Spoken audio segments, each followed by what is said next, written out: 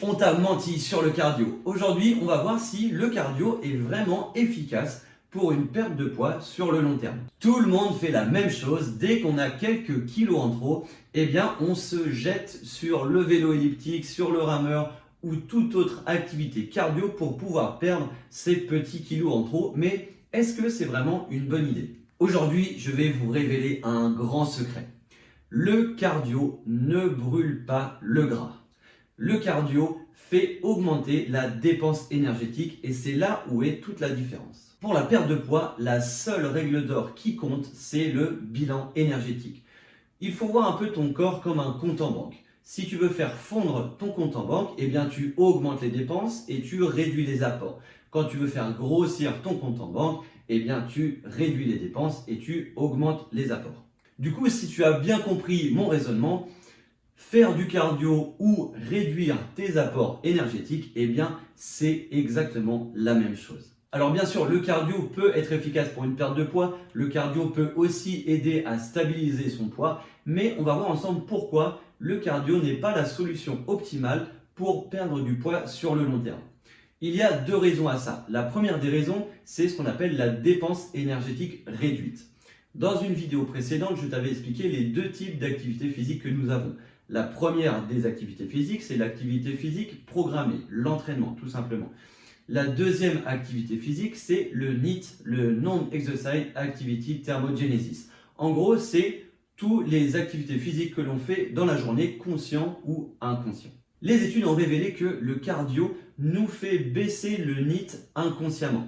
Lorsque vous faites du cardio sur un tapis, à la suite de cette séance, vous allez être fatigué.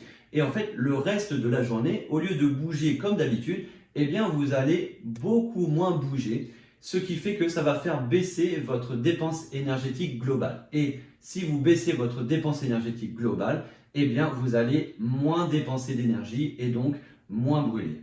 La deuxième des raisons, c'est ce qu'on appelle l'effet d'interférence. Je vous le rappelle, pour avoir une bonne santé et un métabolisme haut, il faut augmenter sa masse maigre, sa masse musculaire, et il faut réduire sa masse grasse. Le problème avec le cardio, c'est que ça empêche la croissance musculaire. Tu vas me demander pourquoi et je vais te l'expliquer maintenant.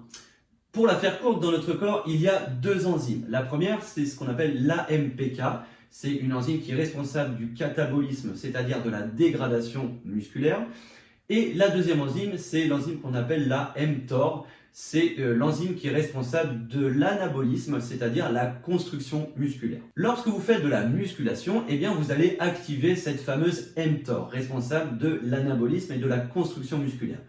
Mais lorsque vous faites du cardio, vous allez activer l'enzyme AMPK qui est responsable du catabolisme. Et cette enzyme va en fait inhiber l'action de la mTOR, ce qui du coup va freiner la construction musculaire. Pour finir, est-ce qu'il faut supprimer le cardio?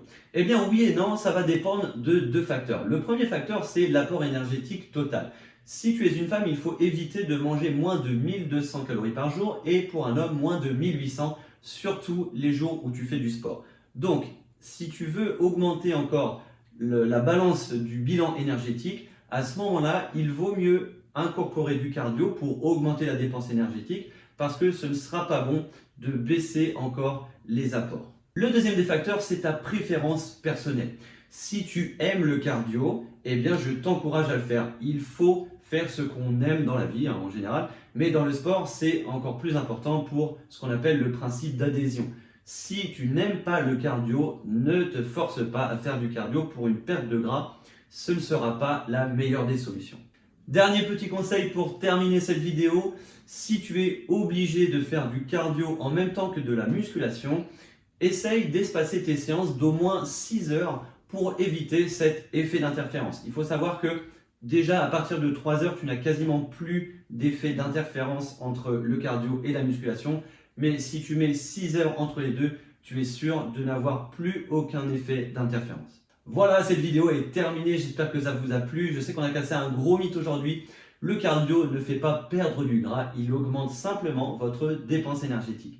Voilà, n'hésitez pas à vous abonner à la chaîne si le contenu vous plaît. Il y aura encore tout plein de vidéos qui arrivent. Merci beaucoup de m'avoir écouté. Je vous dis à très bientôt pour une nouvelle vidéo. Et d'ici là, comme toujours, impose ton style et change tes habitudes.